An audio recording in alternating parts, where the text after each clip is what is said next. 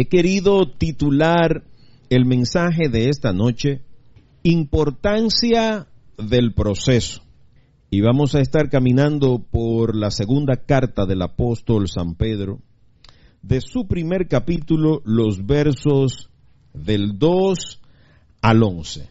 Dice así la palabra de Dios, y la leo de la Reina Valera contemporánea. Segunda carta del apóstol Pedro, capítulo 1, versículo 2. Que la gracia y la paz les sean multiplicadas por medio del conocimiento de Dios y nuestro Señor Jesús. Todas las cosas que pertenecen a la vida y a la piedad nos han sido dadas por su divino poder, mediante el conocimiento de aquel que nos llamó por su gloria y excelencia. Versículo 4.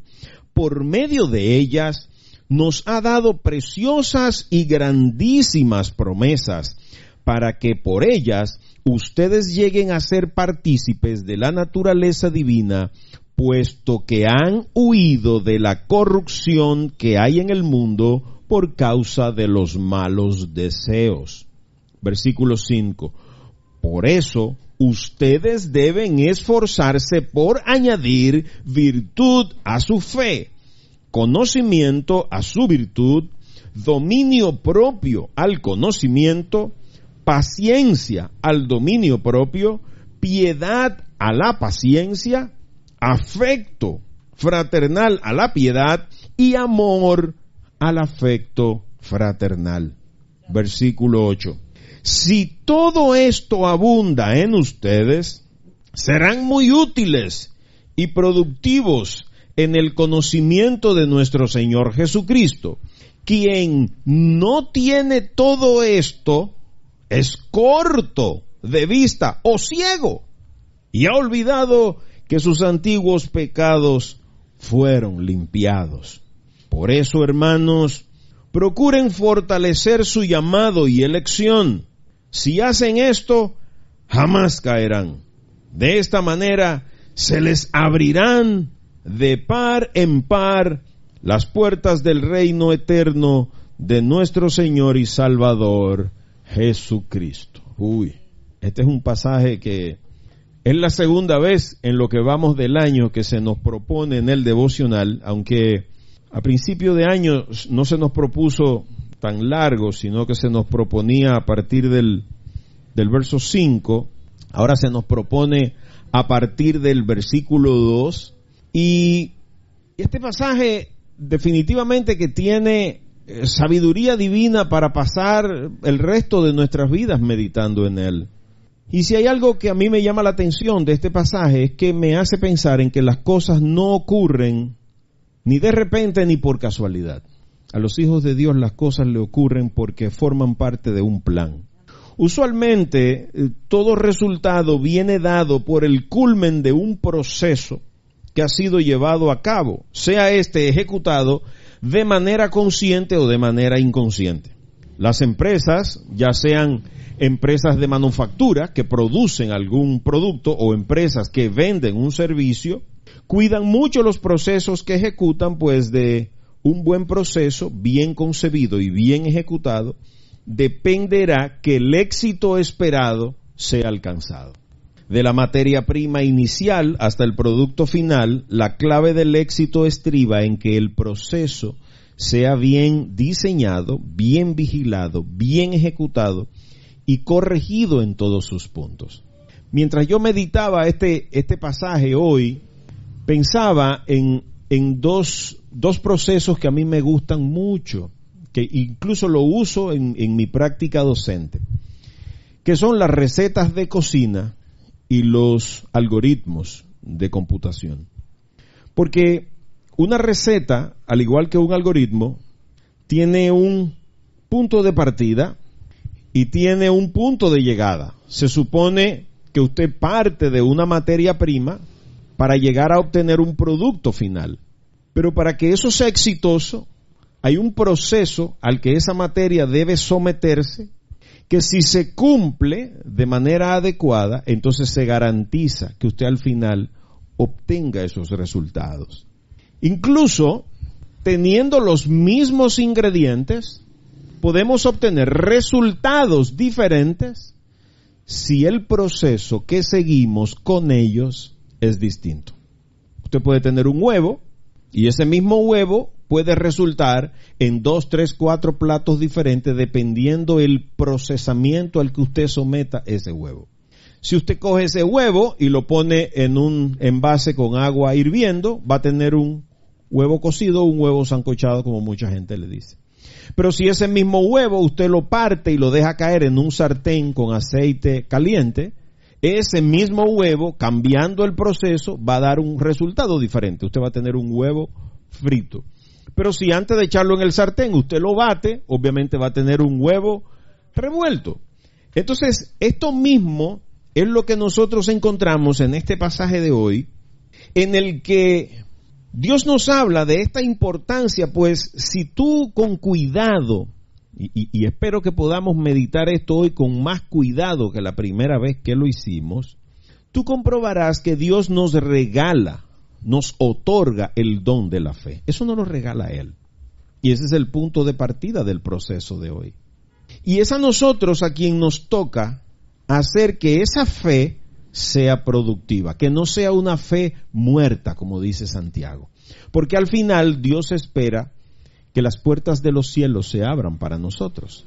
Entonces Dios nos está poniendo en el punto de partida el don de la fe, nos llama, Él es quien nos llama, es Él el que pone el querer y el hacer en nosotros, pero hay todo un proceso en el camino, vamos a ver todos los pasos de ese proceso, para entonces al final nosotros ser justificados por Cristo, de vuelta a la imagen divina que teníamos de Dios, para entonces tener acceso a ese reino eterno de los cielos en el que Dios es el Rey. Tú y yo somos la materia prima que debe alcanzar un cierto nivel de santidad, y para lograr esto debemos cuidar muy bien el proceso al que nos sometemos. Y de manera magistral, Dios inspiró a Pedro para que lo escribiera en su segunda carta. Por eso te quiero proponer que rápidamente entremos a nuestro largo pasaje de hoy. Este sí es un mensaje largo. Y el versículo 2, que es donde comienza nuestro pasaje, dice que la gracia y la paz les sean multiplicadas por medio del conocimiento de Dios y de nuestro Señor Jesús. Este es un gran saludo inicial con el que Pedro comienza su segunda carta. Y es un gran saludo que más que un saludo es como una gran petición, es como una gran solicitud a Dios. Porque él comienza diciendo que la gracia y la paz. Y esto es un don de Dios, gracia y paz, eso no los da Él, eso nosotros no lo podemos encontrar en ningún otro lugar. Gracia y paz es un regalo de Dios, y por ahí comienza el proceso nuestro. Fíjate que cuando la Biblia habla de gracia, habla de un regalo inmerecido, habla de una misericordia no ganada por nosotros. Gracia bíblicamente habla de un favor dado por Dios. Es por gracia que Dios ha trazado el curso de la historia de la salvación. Es por gracia. Abraham no hizo nada, Noé no hizo nada, José no hizo nada, David no hizo nada para que Dios se fijara en ellos. Él se fijó en ellos y los escogió, igual que en ti y en mí. ¿Qué estábamos haciendo tú y yo en el momento en que Dios se fijó en nosotros para sacarnos del pantano donde estábamos pecando? Ahí era que estábamos, viviendo en desobediencia. Y de ahí Dios nos llama, es por su gracia que Él escogió llamar a toda esa gente. El Nuevo Testamento, uno de los escritores más productivos, si no el más, el apóstol Pablo, es el mayor exponente de esto que Pedro está pidiendo, gracia. Pablo, incluso en Efesios 2:8, dice que por gracia somos salvos. Por la gracia de Dios, no por lo bien que nos portamos. Incluso el gran Martín Lutero, o en el almuerzo de hoy hablábamos mucho de Lutero, una de sus 5 solas, en la que él resumió las 90 y pico de tesis que escribió y clavó en las puertas de la catedral de Wittenberg, es solo gracia. De las 5 solas, de los 5 pilares de la iglesia reformada, uno de ellos es solo gracia, o sea, es por gracia. No hay nada que tú y yo podamos hacer. Y eso es lo primero que Pedro está pidiendo para nosotros. Y escucha qué más en este saludo inicial: paz.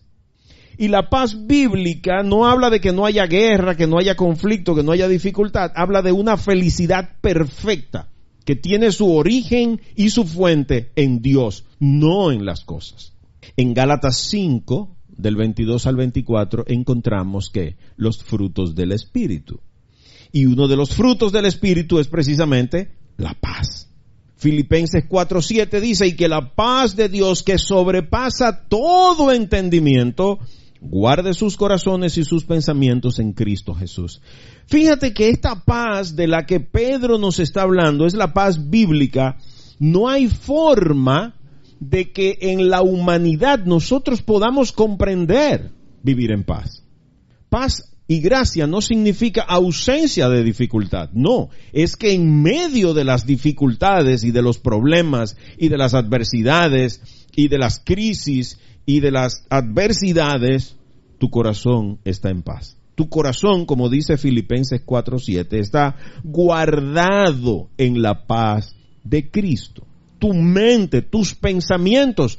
Por eso en tu mente no entra la idea de que porque hay una crisis tú te vas a suicidar. ¿Por qué? Porque tú tienes la paz de Cristo. Por eso, a pesar de la crisis, tú no terminas endrogándote, ni asaltando, ni cogiendo un arma para meterte en un lugar público a matar gente. ¿Por qué? Porque tu corazón está en paz y tu mente está guardada por la paz de Cristo. Es una paz que solo depende de Dios, no depende de las circunstancias, no depende de los eventos, no depende de las cosas que tú tienes, no depende de las relaciones, no depende de nada de eso, depende de Dios. Y yo quiero preguntarte, ¿cómo puedes tener necesidades insatisfechas y estar en paz? O sea, ¿cómo tú sabes que tu despensa está vacía, que no hay nada para comer mañana y tú puedes estar en paz? ¿Cómo puedes estar enfermo y estar en paz? Sin la receta. ¿Cómo puedes enfrentar la muerte incluso de un ser querido o la propia muerte tuya ante una enfermedad terminal y estar en paz? ¿Por qué? Porque tu mente, tu corazón está guardado en esa paz que Dios da. Pero Pedro no solo está pidiendo gracia y paz, él dice, ya ustedes tienen, por haber aceptado a Cristo, tienen esa gracia y esa paz. Ahora, ¿qué es lo que yo le pido a Dios? Que le sea multiplicada. Wow, que aumente, que crezca. Yo no sé si tú logras comprender en su justa magnitud esta petición de Pedro, que les sean multiplicadas. Encima de que son un don, un regalo inmerecido, un favor de Dios, Pedro pide a Dios que nos la multiplique. O sea, que nos dé gracia y paz hasta que sobreabunde, hasta que nos inundemos por dentro y nos salga por ojo, boca, nariz y oído. ¿Qué más necesitamos si Dios nos multiplica gracia y paz? Nada más. No necesitamos nada más. Ahora bien, a esto llegamos por un medio, por un camino. Y el mismo Pedro, se lo pongo aquí en negrita y subrayado. ¿Cómo alcanzamos a que esa gracia y esa paz sean multiplicadas? Pues Pedro le está pidiendo a Dios que se nos multipliquen por medio del conocimiento. La vía de recibir estas grandes bendiciones es por medio del conocimiento. Y no es por el conocimiento académico, sobre todo hoy que es Día del Maestro. No es porque tú tengas un título universitario, no es porque hayas leído muchos libros, no es porque tú tengas un alto nivel académico, no. Este es un conocimiento divino, es un conocimiento que proviene de Dios. No es un conocimiento humanístico ni científico y mucho menos basado en el hombre. Y mira cómo termina este versículo diciendo, el conocimiento de Dios y de nuestro Señor Jesucristo. Este es el más grande y más importante conocimiento al que el hombre debería aspirar. Conocer a Dios y conocer a Jesús. Lamentablemente, nosotros nos sometemos a largas filas, pagamos caras entradas por ir a conocer a un artista. Llevamos empujones, maltrato, por ver pasar a un político famoso. Pero ese esfuerzo, ese deseo, ese empeño, esa disposición de conocer a Dios y a nuestro Jesús, lamentablemente, nosotros no lo tenemos. Somos más religiosos que cualquier otra cosa. Inventamos las religiones y luego nos atamos a ellas. Y esas religiones entonces nos limitan de conocer al Dios verdadero y al Jesús verdadero, a nuestro Señor y Salvador Jesucristo. Preferimos continuar esclavos de la religiosidad en vez de ser libres en el conocimiento que proviene de Jesucristo. Solo cuando tú y yo tenemos una relación íntima y personal con Dios, basada en el conocimiento de Jesucristo, podremos recibir estas bendiciones. Eso es lo que Pedro está diciendo. Entonces necesitamos liberarnos de cualquier creencia, de cualquier tabú, de cualquier religiosidad vacía, cualquier legalismo que impida que tú y yo podamos entrar en esa relación íntima con Dios. Y mira la gran bendición de Dios, porque todo nos ha sido dado por Él con un gran propósito. Los versículos 3 y 4 dicen: todas las cosas que pertenecen a la vida y a la piedad nos han sido dadas por su divino poder mediante el conocimiento, de nuevo el conocimiento, de aquel que nos llamó por su gloria y excelencia. Por medio de ellas, aquí está de nuevo indicándonos cuál es el medio. Nos ha dado preciosas y grandísimas promesas para que por ellas ustedes lleguen a ser partícipes de la naturaleza divina, puesto que han huido de la corrupción que hay en el mundo por causa de los malos deseos. Y aquí quiero que vayamos despacio, porque Pedro en estos dos versículos, en el 3 y el 4, amplía la idea que introdujo en el verso 2. Él comienza diciendo: todas las cosas nos han sido dadas. Entonces a ti no te hace falta nada. Si la palabra de Dios está diciendo que todas las cosas que pertenecen a la vida y a la piedad te han sido dadas, tú no necesitas nada. Y lo mejor es que tú no has hecho nada para tenerlas. Por ejemplo, ¿qué tú hiciste para tener los ojos que tienes? Para que tu corazón funcione diariamente, 24 horas al día. ¿Qué tú haces para eso? ¿Qué tú haces para que tu cerebro, aun cuando tú estás durmiendo, se mantenga trabajando, reordenando, controlando, guiando todas las partes de tu cuerpo? Tú no haces nada. Todo eso es un regalo que Dios te da. Todas las cosas de esta vida y la piedad, o sea, hasta la capacidad de ser piadoso, Dios te lo ha dado. ¿Y por qué te lo dio? Por su divino poder. Porque Él es Dios. Porque Él tiene el poder y la autoridad, porque Él es Dios soberano y Él da lo que Él quiere, a quien Él quiere, cuando Él quiere y como Él quiere. Él es Dios, no nosotros. Entonces no nos quejemos. ¿Y por qué a Fifo lo puso a predicar y a mí no me ha puesto ni a cantar la lotería? Bueno, averigua, eso es un problema de Él. Por su poder, de nuevo, todo lo hemos recibido por el poder de Dios. Ahora, ¿cómo recibimos esas cosas? Bueno, pues Pedro ahora explica más claramente mediante el conocimiento. Pedro nos está explicando que por medio del conocimiento es que tú y yo recibimos estas cosas. Por eso es que necesitamos profundizar en el estudio de este libro. Es la palabra de Dios. ¿Cómo vamos a tener el conocimiento de Dios si no lo buscamos en su palabra? Esto nos deja claro, o debería dejarnos claro, la importancia de que tú y yo conozcamos a Dios. No a Fifo, no al pastor, no al papa, no al sacerdote, es a Dios al que hay que conocer. Y tenemos que hacer lo que haya que hacer para entrar en ese conocimiento. Dedicar tiempo, esfuerzo, esmero. Y fíjate que por este medio nos ha dado, aparte de su conocimiento, preciosas y grandes promesas. Y cuando yo leía esto, esta tarde meditaba un poco así en este pasaje, yo decía: Señor, pero tú no estás diciendo que todas las cosas nos las diste, pero aparte de eso hay preciosas y grandísimas promesas, lo que significa que aún hay cosas guardadas que Él todavía no nos ha dado, que nos promete dar, grandes promesas preciosas. ¿Cómo cuáles? Por ejemplo, como la vida eterna, como pasarnos el resto de la eternidad en su presencia.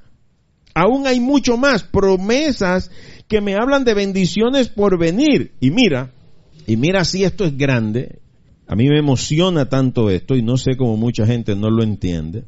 para que lleguen a ser partícipes de la naturaleza divina. Porque el cuerpo que tú y yo vamos a tener es un cuerpo divino, un cuerpo glorificado, un cuerpo que no lo van a controlar las leyes físicas que tú y yo conocemos. Observa con cuidado que todo este proceso tiene una finalidad última. Por eso les decía que el mensaje de hoy se centra en la importancia del proceso, porque el principio y el fin le tocan a Dios. Fíjate que el fin último es que tú y yo lleguemos a ser partícipes de la naturaleza divina. ¿No te emociona eso? Ser una especie de Dios, así que el cuerpo que tengamos sea como el que Jesús tenía, que recuperemos la imagen. Cuando Dios nos creó libres, puros, santos, sin pecado, sin mancha. ¿No te emociona eso? O sea, Dios quiere devolvernos su imagen, la que tú y yo perdimos cuando caímos en pecado. Dios anhela que lo reflejemos a Él nuevamente. Que cuando las personas te vean, no vean a Fifo, vean la imagen de Cristo. ¿Tú te imaginas ese gran privilegio? Ahora, eso lo va a hacer Dios. Pero mira el final de este versículo 4. Eso ocurre porque hemos huido de la corrupción de este mundo. Huir te toca a ti de la corrupción del mundo, no le toca a Dios. Es tu decisión abrir la botella o dejarla cerrada. Es tu decisión acostarte con esa mujer que no es tuya o no. O coger eso que no es tuyo o no. O violentar los impuestos o pagarlo o arreglar el contador o robarte la luz. Eso es decisión tuya. Tú eres el que debes huir de la corrupción de este mundo. ¿Por qué? Porque no hay compatibilidad natural entre la divinidad y el pecado. Tú no puedes pretender reflejar la imagen de Dios si estás viviendo en pecado. Debes huir de eso. Por eso, no sé si ustedes recuerdan, hay infinidad de pasajes en la Biblia que nos cuentan que cuando Jesús llegaba a un lugar y había alguna manifestación demoníaca, ellos solo salían huyendo. ¿Por qué? Porque la santidad no puede estar mezclada con el pecado. Los demonios, ellos mismos salían. ¿A qué que viene? Ellos mismos le reclamaban a Jesús. Tú y yo no podemos recibir gracia, paz, promesas preciosas y grandiosas si estamos practicando el pecado.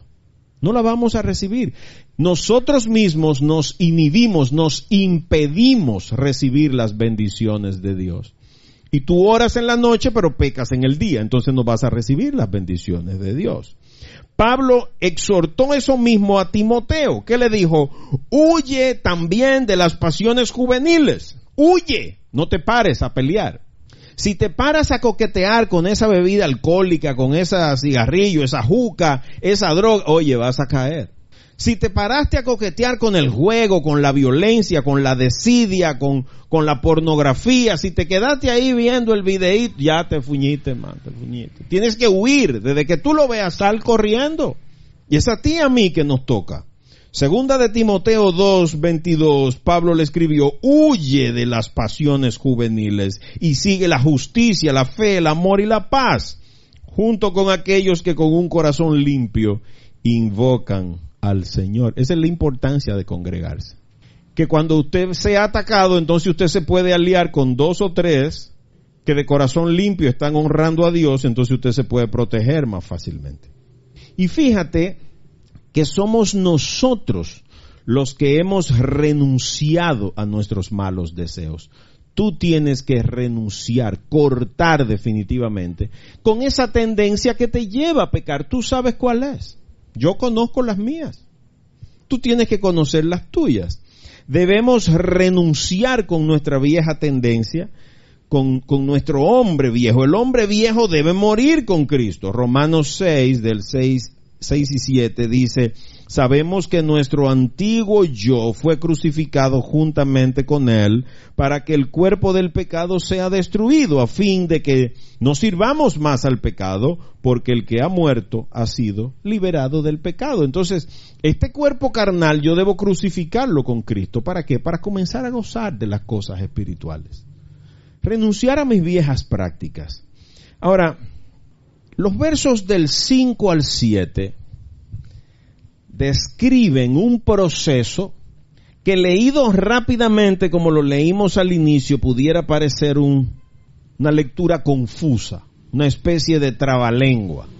Pero ahí quiero que nos detengamos el mayor tiempo posible. Escucha los versos del 5 al 7. Por eso, por lo que ya Pablo nos ha dicho, ustedes, y aquí viene la parte del proceso que nos toca a nosotros. Acuérdense que la fe, la gracia, la paz, eso nos lo da Dios. Devolvernos la imagen y hacernos partícipes de la naturaleza divina, al final, eso lo hace Él. Ahora, ¿qué es lo que nos toca a ti y a mí? Los versos del 5 al 7. Escucha ahora. Por eso ustedes deben esforzarse por añadir virtud a su fe, conocimiento a su virtud, dominio propio al conocimiento, paciencia al dominio propio, piedad a la paciencia, afecto fraternal a la piedad y amor al afecto fraternal. Entonces, esto pudiera parecer confuso. Pudiera parecer una especie de trabalengua. Tú tienes una cosa y le agrega otra. Entonces a esa que le agregaste, le agrega otra. Y a esa que le agregaste, le agrega otra. Ese es el proceso. Pero vamos a ir despacio. Si tú analizas esto, te vas a dar cuenta que todo esto comienza añadiendo virtud a la fe. Pero la fe es un don de Dios. Es un don que Dios te regala, incluso inmerecido. Y ese marca el inicio del proceso. Este proceso inicia cuando Dios me otorga el regalo de la fe, cuando Él me hace el llamado, cuando Él me toma del pantano del pecado y me para frente a Cristo y me hace creer en Él y abre mis ojos y abre mis oídos para que sea confrontado por su palabra. Eso lo hace Dios. Ese es creer en Él, es el mayor de los regalos, porque todo va a depender de la fe que tú tengas. Ahora bien, al final Él espera devolvernos su imagen. Ese es el final del proceso. Los procesos son importantes porque definen claramente los pasos que tú y yo debemos ir dando en el camino. Incluso el diccionario define un proceso como la secuencia de pasos dispuesta con algún tipo de lógica que se enfoca en lograr algún resultado específico. ¿Cuál es el resultado que Dios quiere lograr? Hacernos partícipe de su naturaleza divina, restaurarnos en la condición divina, devolvernos la imagen de Él que teníamos cuando Él puso su espíritu en nosotros, cuando sopló aliento, cuando nos creó. Y el pecado obviamente nos robó eso. Entonces aquí encontramos un proceso que inicia con Dios y termina con Dios. Ahora estamos en el medio, tú y yo. Y Pedro comienza diciendo aquí en este verso 5, pero ustedes deben esforzarse. Por eso deben esforzarse. Y deben esforzarse, primero me dice que es un imperativo, no es una opción, es un deber. Yo estoy estoy obligado a esforzarme. Y si es esforzarme, eso me dice a mí que no va a ser una tarea fácil. Va a necesitar esfuerzo. Y por eso es que mucha gente se cansa y se va. Porque ahora todo lo queremos fácil, lo queremos flash, lo queremos light, sin esfuerzo. Si me lo pueden dar, ¿para qué lo voy a trabajar? No.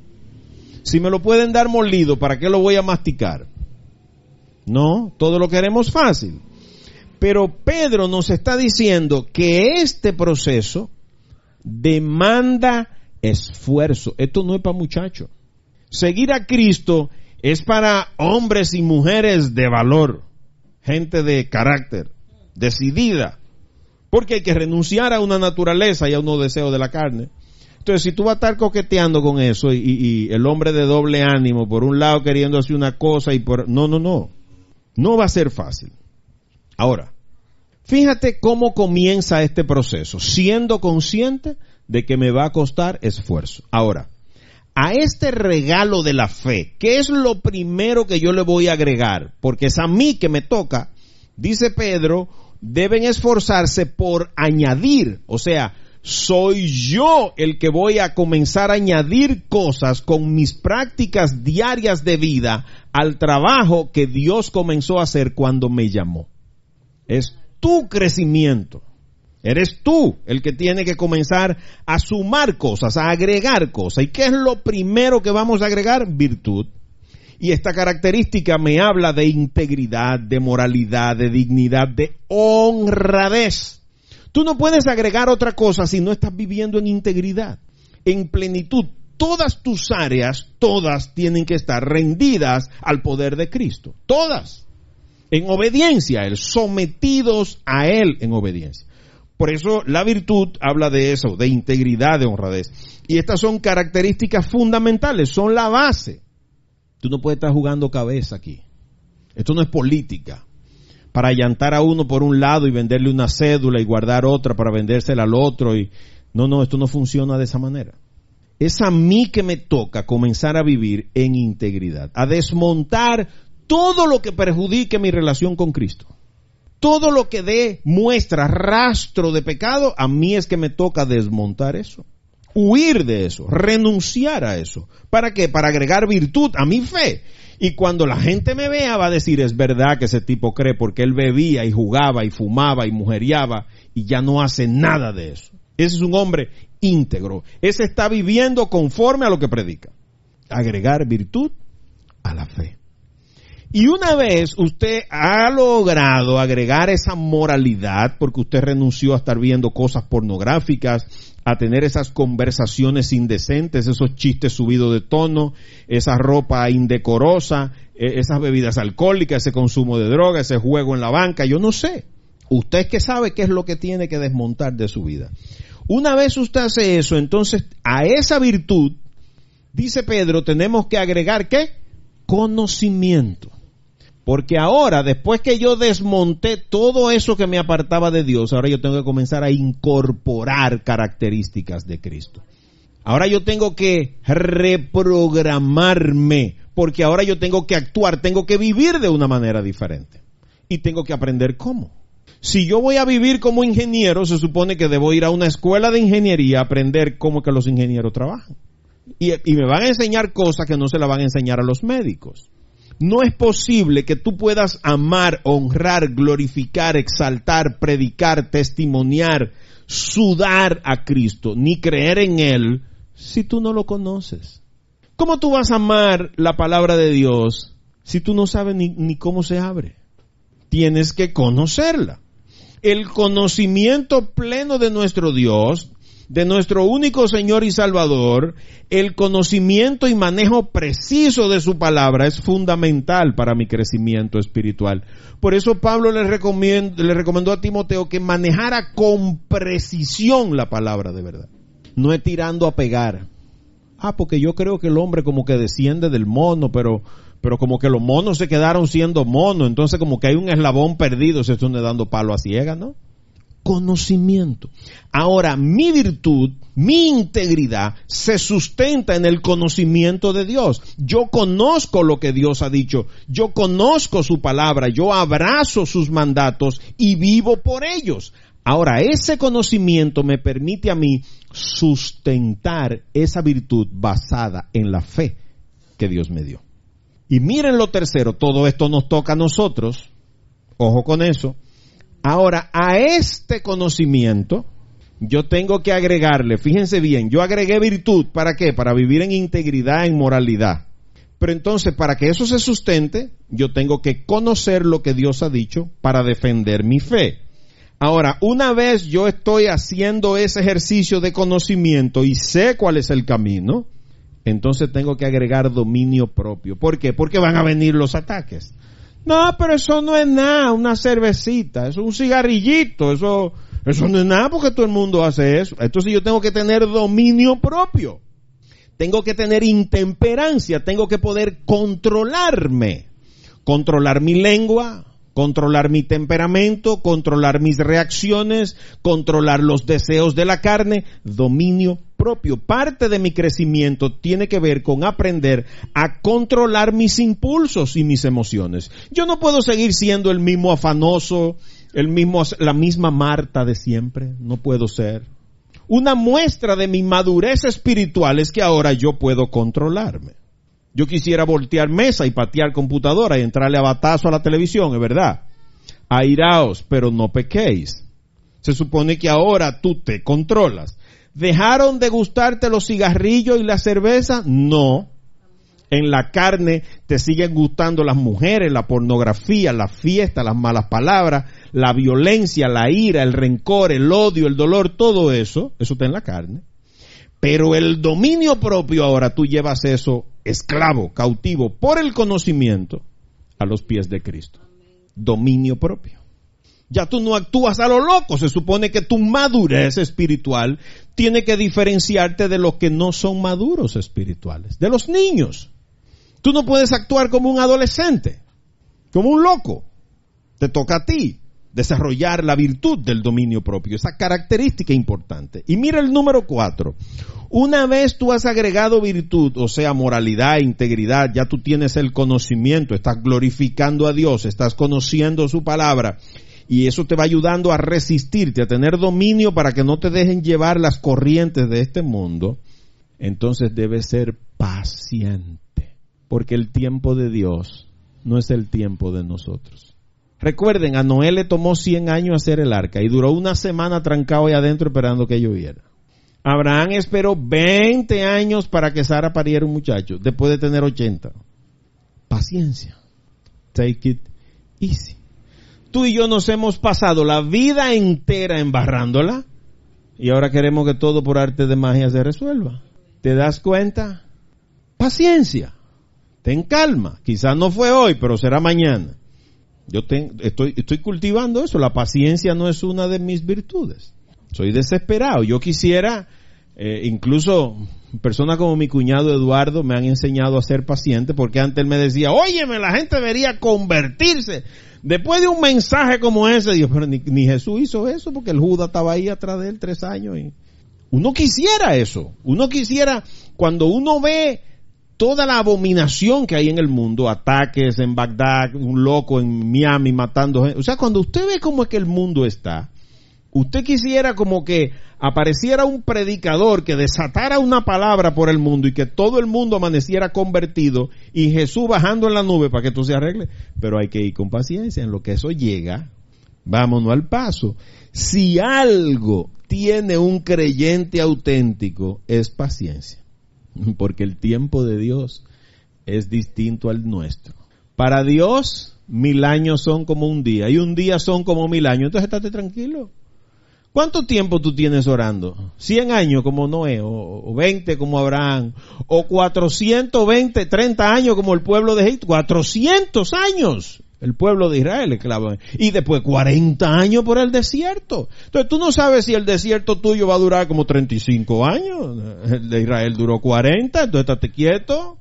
Sigue ahí. A ti te toca ir creciendo en el proceso. Ah, pero tú quisieras llegar hoy al gimnasio y mañana salir con los cuadritos. No, eso no es así. Te mataste la vida entera comiendo chicharrones y chimichurri, pizza y soda y todas esas cosas. Y ahora quiere que esa barriga se desaparezca en 3 días. Por eso la gente se mete en el quirófano. Porque queremos los resultados huyendo. Los queremos ya. No queremos pagar el precio. Por eso, cuando nosotros queremos frutos duraderos, deben ser cultivados con paciencia. Y entonces, mira bien, esto es a ti que te toca esto también, y a mí, esto es a nosotros. Esto no lo va a hacer nadie por nosotros. Dios te puede ayudar a darte paciencia. ¿Tú sabes cómo? Como lo que hizo con Job, dejando que el diablo le mandara problemillas. Llévale la vaca, llévale los chivos, llévale los hijos, déjale la mujer, porque esa es la que lo va a enchinchar. Esa no se la lleve, déjasela, que esa la vamos a usar para otra cosa. Ahora mándale a los amigos para que esos tipos estén ahí enchinchándolo también. ¿Te das cuenta? Entonces, cuando tú quieres paciencia, entonces Dios te manda problemas. Entonces, mientras más rápido tú desarrollas la paciencia, más rápido sales de los problemas. Entonces, una vez ya tú has iniciado este proceso basado en la virtud, en el conocimiento, en el dominio propio y la paciencia, entonces tú te vas convirtiendo en un alma piadosa. Entonces ahora tú que eras un bisturí láser, tú comienzas a decir, caramba, pero yo pudiera ayudar a fulano. Yo pudiera intentar llevar este mensaje que me salvó a mí a otras personas. Yo debería estar compartiendo esta bendición con otros. ¿Qué es lo que ocurre cuando usted se entera de una buena noticia? Usted quiere salir y contársela a todo el mundo. Cuando usted conoce un medicamento que le resolvió un problema, usted quisiera que todo el mundo se lo bebiera. Tener un corazón compasivo, sentir el sentimiento ajeno, sufrir el sufrimiento ajeno, es una característica que nos hará cada vez más sensibles y más semejante a Cristo. A Cristo le dolía el dolor de la gente. Por eso Él no clasificaba a nadie. Él le hacía favores a los soldados romanos, a los líderes religiosos, a las viudas, a los pobres. Él no tenía que ver. Incluso los leprosos que la gente le corría, Jesús lo abrazaba y le daba la mano. Entonces, cuando tú practicas la piedad, te hace más humilde. Por eso a veces deben llegar enfermedades terribles en uno, para que uno aprenda a ser más fácilmente feliz. A veces Dios tiene que llevarse un montón de cosas que uno viene arrastrando, que no lo dejan valorar las bendiciones. Ser compasivo, un corazón sensible, que pueda ir y apoyar al hermano, visitar un enfermo, visitar una cárcel, a un viudo, a una viuda, a un huérfano. Tener piedad. Y esta piedad, mis hermanos, quizás con personas amadas sea fácil, pero Jesús nos manda a tener piedad hasta de nuestros enemigos, que ahí es donde la cosa se pone dura. El que te ha hecho daño, el que te ha herido, el que te murmura, el que te critica, el que te saca la piedra y te la pone entre los zapatos, ese que se convierte en un palillo entre el dedo y la uña clavándote ahí, a ese tú tienes que tenerle compasión, porque el que está siendo transformado por Dios eres tú. Aquel está viviendo en pecado. Aquel no tiene el conocimiento que tiene tú. A lo mejor no le han dado el don de la fe. No está cultivando su virtud, su dominio, su paciencia, su piedad. Y una vez entonces tú agregas piedad a tu vida diaria y tú sensibilizas ese corazón, entonces comienzas a agregar afecto fraternal. Entonces comienza uno a tenerle como cariño a la gente. Y entonces ya uno no es fulano, no, hermano querido, ¿y cómo está? Y la gente se sorprende así, o sea, una vida donde la gente está empujándose y la gente ni te saluda. Y entonces, ¿y cómo es que tú tienes tanta energía? Este tipo es tan cariñoso, siempre tan atento, tan amado, porque estoy agregando afecto fraternal. Yo quisiera ahorcarte con un cable de red a veces, no, pero tengo que agregar afecto fraternal. Hay gente que tú quisieras comértelo ripiado. Pero si nosotros cultivamos sentimientos positivos, si procuramos cultivar afecto fraterno por nuestros semejantes, amigos y no tan amigos, nos permitirá reflejar más fielmente el rostro de Cristo. La gente va a comenzar a decir, pero mira, el Bosú ese no se ve tan odioso. Yo cuando lo vi la primera vez creía que era tan... Pero es buena gente, él es un tipo chévere. Sí, claro. ¿Por qué? Porque estoy intentando desaparecer para que Cristo se pueda reflejar. Yo no sabía que él hablaba así yo ni me reía cuando yo veía ese hombre así. Por eso no me he vuelto a dejar la barba, porque la gente la barba le mete en miedo. El odio no puede habitar en nuestro corazón, porque el odio es como un cáncer que nos va consumiendo por dentro. No nos deja amar al otro, sentir por el otro, condolernos del otro. Entonces, esto nos robará la capacidad de crecer espiritualmente. Por eso nosotros debemos amar y simplemente amar. Cuando a Jesús le pidieron resumir la Biblia, él dijo, amen. Amen a Dios y amen al prójimo. Ya todo lo demás va a desprenderse de eso. Entonces, ese amor fraterno, ese tratar a las personas con cordialidad, con fraternidad, quererlos, entenderlos en su realidad. A lo mejor, si tú vinieras del trasfondo familiar de donde viene esa persona y tuviera pasando los mismos problemas que esa persona está pasando, a lo mejor tú fueras peor. Pero debemos entenderlo en su realidad y tenerle afecto para que el diablo no nos drene las fuerzas. Fue lo que le pasó a Moisés. Moisés vio el pueblo como una carga. Y por último entonces, y este ingrediente sí que no es fácil de agregar, por eso quizás Dios lo dejó de último en todo el proceso. Porque al final, a lo que nosotros debemos llegar a convertirnos es en una fuente de amor. Nosotros debemos comenzar, ¿qué? Agregando virtud a nuestra fe, A esa fe le vamos a agregar conocimiento de Dios. El conocimiento de Dios nos va a llevar a tener dominio propio. El dominio propio nos dará paciencia para poder esperar el cumplimiento del tiempo de Dios. Y cuando somos pacientes, entonces tendremos piedad incluso de los enemigos. Esa piedad nos llevará a practicar un amor fraterno por todos los demás y al final entonces nos convertiremos ¿en qué? En una fuente de amor. Un amor que Dios nos da de manera gratuita. Tanto amó Dios al mundo que dio a su único Hijo para que todo el que crea en Él no se pierda, mas tenga vida eterna. Todo eso es por amor. Entonces, si Dios, siendo yo un pecador, me ha amado tanto, que fue capaz de venir a una cruz a entregarse por mí cuando yo ni siquiera lo conocía, ¿quién soy yo entonces para no reflejar ese amor en mis semejantes? Ahora bien, ven que no era tan difícil lo del trabalengua. Si uno lo lee rápido así puede parecer como un trabalengua. Lo ideal sería que nosotros pudiéramos hacer esa lista de esos 7 elementos, esos 7, y revisarla todos los días. ¿En qué nivel estoy? Ya yo agregué mi dosis ¡pam! Fíjate que yo comienzo por la virtud. La fe es un don de Dios. Ese me lo regala Dios. Yo lo que voy a agregar, añadir virtud, es el primero que voy a agregar. Segundo, conocimiento. Tercero, dominio propio. Cuarto, paciencia. Quinto, piedad. Sexto, afecto fraterno. Y séptimo, amor. El 7, la plenitud. Son 7. La perfección, lo completo. Ahí está. 7 elementos. Entonces sería interesante hacer esa listica de esos 7 elementos. Y de vez en cuando en el día uno pararse y pasar un balance a ver en cuál estamos fallando. ¿Para qué? Para esforzarnos. No nos podemos añoñar, porque el diablo no añoña, te da una televisión más grande para que entonces tú te distraigas más. Wow, te da una cama más grande y más cómoda para que te duermas más pronto. Carro con aire automático para que no tenga ni que enclochar y entonces está más cómodo y más distraído. Ahora, si yo logro exitosamente cubrir este proceso que tiene estos 7 pasos, ¿qué va a ocurrir? Mira el versículo 8. Si todo esto abunda en ustedes, o sea que no es una gotica de paciencia, es que abunde la paciencia, o sea, esperar 40 años en el desierto, 430 años esclavo en Egipto, o sea, 100 años haciendo el arca, eso es, 20 años esperando el embarazo, eso es, que abunde.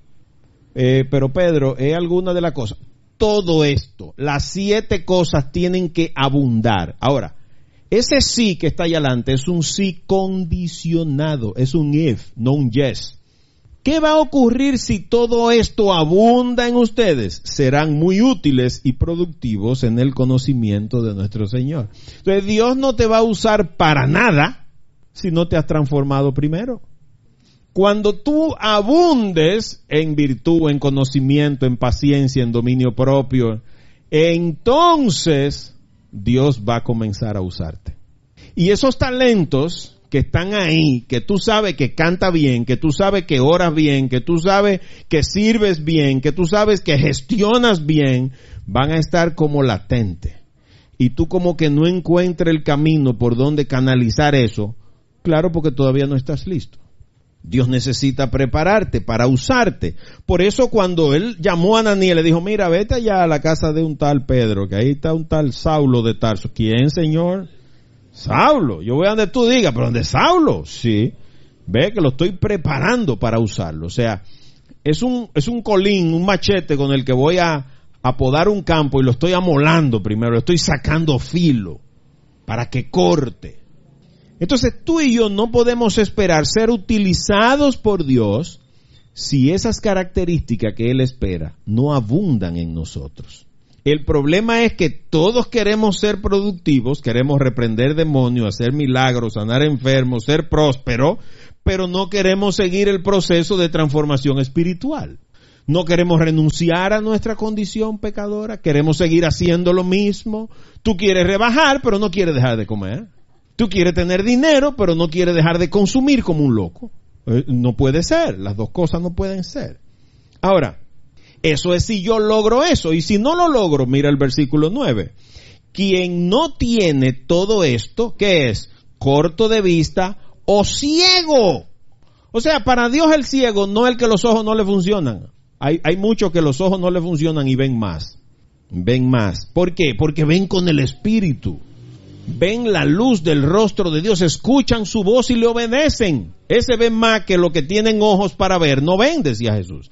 Tienen oídos para oír y no oyen. O sea, son sordos. ¿Por qué? Porque han olvidado que sus antiguos pecados fueron limpiados. O sea, no te sirvió de nada que Cristo fuera a la cruz por ti. Eso no sirvió de nada. El que Dios te regalara el don de la fe al principio del proceso, que te llamara, que te sacara de ahí, ¿para qué? Para tú irte con el traje nuevo a revolcarte de nuevo al lodo. No tiene sentido eso. Estamos pisoteando. Por eso Jesús dijo, no le den perlas a los cerdos, porque la van a pisotear. Seremos incapaces de ver la obra de Dios. ¿Por qué? Porque somos ciegos espirituales. Y entonces tú vas a comenzar a decir, yo sí tengo mala suerte. Vivo sí es dichoso. A ese todo le sale bien. Ajá. ¿No será que no se está bebiendo todo? A ese sí le rinden los cuartos. Claro, pero yo no bebo Blue Label todos los fines de semana. Y no juego. Y compro los zapatos que necesito nada más. No tengo 60 pares para estar echando aguaje. No. ¿Te das cuenta? Quien no tiene esto es corto de vista, no alcanza a ver. Es ciego. Por eso, hermanos, termina diciendo el apóstol Pedro, versículo 10, procuren, de nuevo, el peso del compromiso sobre nosotros, fortalecer dos cosas. A ti te tocan estas dos cosas. Atención. Fortalecer su llamado y elección. Aquí estoy yo. Voy a poner mi ejemplo personal. Usted se analizará en su llamado y en su elección. Dios me llama a ¿qué? A predicar. FIFO, necesito todo eso que tú has estudiado, necesito ahora usarlo para que tú prediques mi palabra. Él me llamó a eso. Pero el que tiene que fortalecer ese llamado soy yo. ¿Cómo? Estudiando la Biblia todos los días.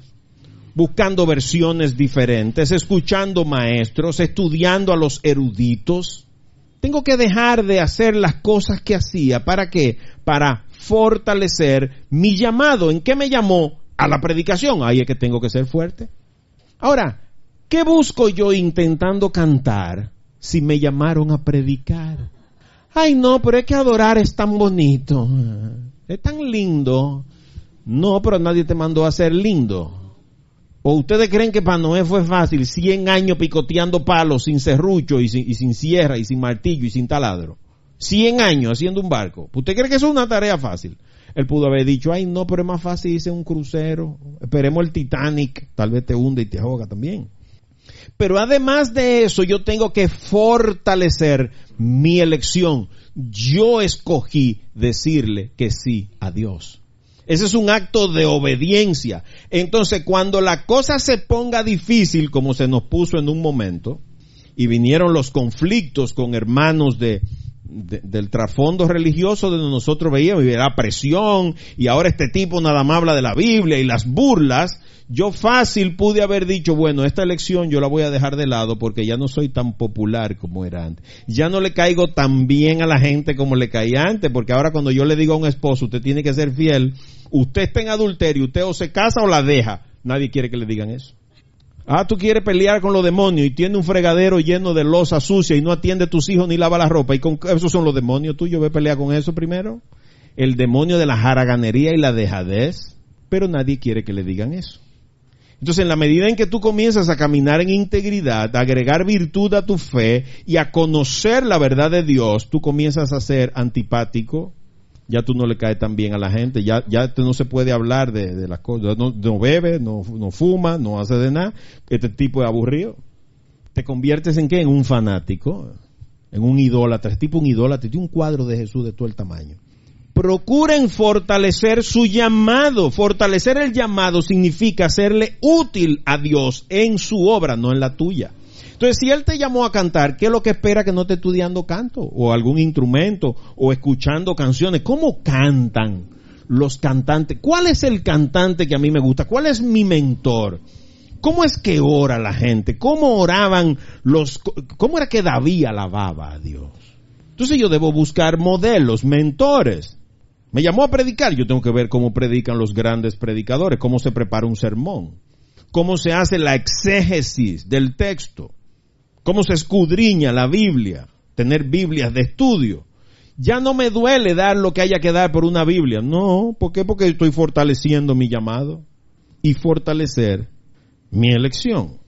Ahora, fíjense que hay una gran cuota de responsabilidad sobre nosotros, que es a nosotros que nos toca fortalecer y agregar, no es a más nadie. Ahora, si hacemos todo eso, miren esta gran bendición, y con esto terminamos. Si yo logro cumplir exitosamente este proceso, y por eso el título del mensaje, la importancia del proceso. De esta manera, dice el versículo 11, se les abrirán de par en par, ¿el qué? Las puertas del reino eterno de nuestro Señor y Salvador Jesucristo. Fíjate que estas puertas no soy yo que las voy a abrir, se abrirán para mí. Ahí va a estar papá esperando. Ay, hijo obediente, caramba. Me saliste cabeza dura, pero al final obedeciste. Míralo aquí. Te abro las puertas. Pero lo que a mí más me emociona de todo esto es que es un reino eterno. No es una cosa de un día, de 2 días, de un fin de semana. Se abrirán de par en par las puertas de los cielos. Y como beneficio último, tú y yo veremos los cielos abrirse a nuestro favor. No recibiré nada de Dios si yo no estoy sometido a su voluntad, sometido a su obediencia, obedeciendo su palabra. Solo cuando mi vida está alineada con el proyecto de Dios y cuido el proceso paso a paso de mi crecimiento espiritual en todo momento, bajo cualquier circunstancia, en todo ambiente, solo entonces Dios abrirá de par en par las puertas de los cielos y derramará rica y bendiciones abundantes sobre nosotros. El reino eterno de Dios y de nuestro Señor Jesucristo estará abierto para ti y para mí. ¿Tú crees que puede existir algún tesoro más grande que el reino de los cielos se abra de manera eterna para ti? ¿Tú crees que en esta vida hay algo que valga más la pena que intentar ver esa hermosa y gran promesa cumplirse en tu vida personal? ¿Tú crees que haya algo en esta vida que valga más que ver abrirse de par en par las puertas del reino eterno de nuestro Señor Jesucristo y de nuestro Dios para recibirte en gloria y vivir en su presencia para siempre? ¿Habrá algo más importante que eso? Desde mi punto de vista, no. Por eso, para ser útiles y productivos en la obra de Dios, debemos esforzarnos en cuidar el proceso de nuestro crecimiento espiritual, el cual está basado en el conocimiento de Jesús.